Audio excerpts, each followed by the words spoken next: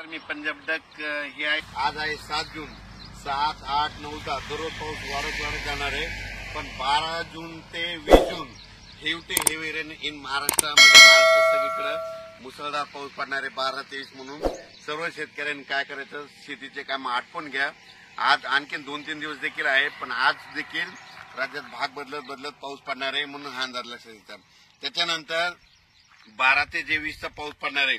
सगळ्यात जास्त पूर्व विदर्भ, पश्चिम विदर्भ, दक्षिण महाराष्ट्र, उत्तर महाराष्ट्र, कोकणपट्टी, खानदेश, मराठवाडा सगळीकडेच पडणार आहे.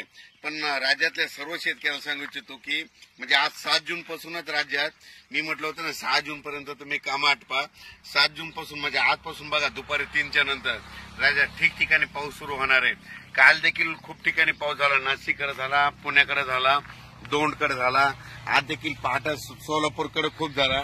असाच पाऊस काय होणार, दररोज वाढत जाणार आहे.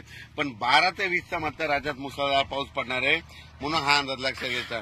ज्यांचे कोणाचे आणखी थोडे कामं राहिलेले असेल तुम्ही 11 जून पर्यंत 11-12 पर्यंत कामं आटपून घ्या म्हणून हे अंदाज सगळ्यांना लक्षात घ्यायचा.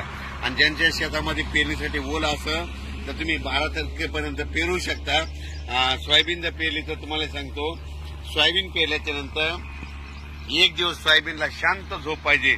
म्हणजे पेरल्याच्या नंतर त्या दिवशी शांत झोप म्हणजे कशी की त्या दिवशी पाऊस यायला नाही पाहिजे. पाऊस जर पडला तर ती थापटून जाते म्हणून एक माहिती असं सांगितलं.